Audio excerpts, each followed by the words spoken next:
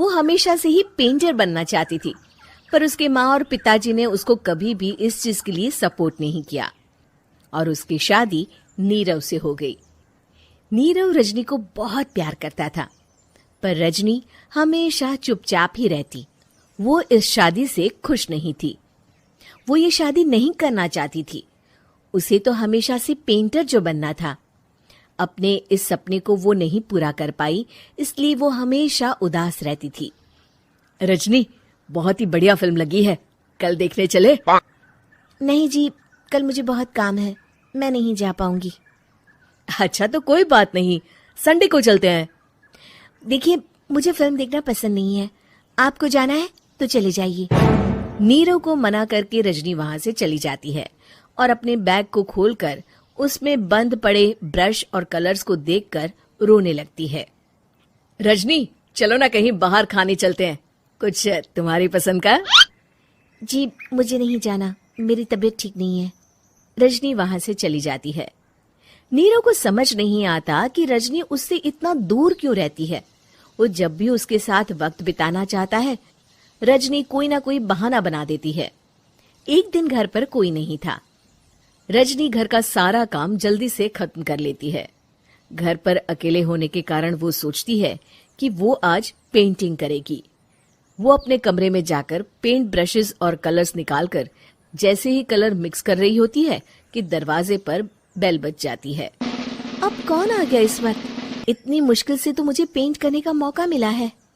रजनी दरवाजा खोलती है तो उसकी सास अपनी सहेलियों के साथ खड़ी होती है और सब घर के अंदर आ जाते हैं। अरे बहू, सबको शरबत बनाकर पिला दे, बाहर तो बड़ी गर्मी है। उफ। जी। रजनी पेंट ना कर पाने से उदास हो जाती है। उसे गुस्सा भी आ रहा होता है कि उसने इस शादी के लिए हाँ क्यों कह दी। वो रसोई में जा रही होती है कि उसकी सास उसे रोकती है। बहू, सबके खाने का भी इंतजाम कर लेना, आज का लंच तो ये सब यहीं करेगी। हाँ। रजनी बिना कुछ कहे रसोई में चली जाती है। सबके लिए खाना बनाती है। सब खाना खाते हैं और रजनी घड़ी देखती है कि ये सब कब जाएंगे ताकि वो अपनी पेंटिंग कर सके। जब शाम होती है तब सब चले जाते हैं अपने घर। अरे बहू, सब तेरे खाने की तो बहुत तारीफ कर रहे थे, सबको बहुत अच्छा लगा खाना। आपको मुझे सुबह बताना चाहिए था ना कि आपकी सहेलियां आ रही हैं। पता भी है कितना वक्त लगा सारा खाना बनाने में। अरे बहू, तू ऐसे कैसे बात कर रही है मुझसे? तो और कैसे बात करूं? मैं इस घर की कोई नौकरानी नहीं हूं कि इतना काम करूंगी। रजनी अपने कमरे में जाकर दरवाजा बंद कर लेती है। शाम को जब नीरव आता है तो उसकी माँ उसे पूरी घटना के बारे में बताती है। क्या रजनी ने आपसे इस तरह बात की माँ? हाँ, और पता नहीं उसे क्या हो गया है, शाम से बाहर भी नहीं आई है। मैंने तो कई बार आवाज दी, खाना भी नहीं खाया उसने। तू ही बात करके देख ले बेटा। नीरव अपने कमरे का दरवाजा खटखटाता है।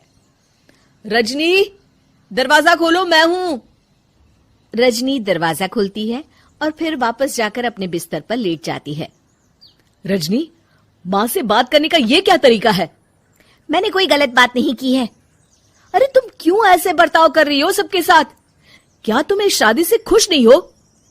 रजनी कुछ नहीं बोलती। अरे बताओ मुझे रजनी, क्या ये शादी तुम्हारी मर्जी के खिलाफ हुई है? हाँ, मैं ये शादी कभी नहीं करना चाहती थी।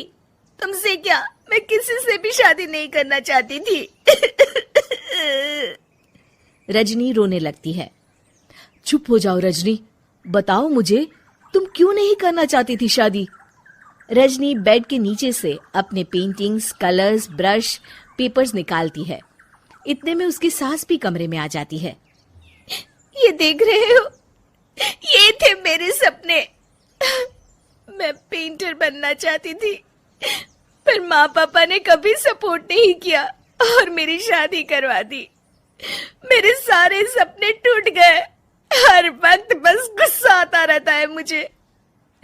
मैं जानती हूँ कि आप लोगों की इसमें कोई गलती नहीं है, पर मैं क्या करूं, मुझे समझ में नहीं आता।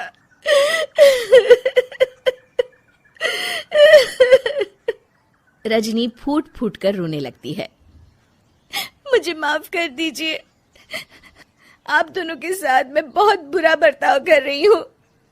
अरे रजनी बेटा चुप हो जाओ तुम। नीरव पानी लेकर आता है। ये लो पानी पियो और शांत हो जाओ। रजनी पानी पीती है और उसकी सास पेंटिंग्स देख रही होती है। अरे नीरव, हमें तो पता ही नहीं था कि हमारी बहू कलाकार है।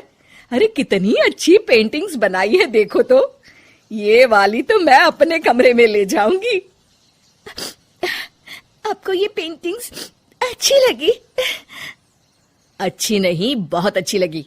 और तुमने हमें बताया क्यों नहीं? तुम जब चाहे पेंटिंग कर सकती हो रजनी। हम तुम्हारे सपनों को पूरा करने में तुम्हारा पूरा साथ देंगे। हाँ बेटा, हम कला की कद्र करते हैं। हम कलाकार तो नहीं, पर मुझे गर्व है कि मेरी बहू एक कलाकार है। रजनी, नीरव और सास तीनों हंस पड़ते।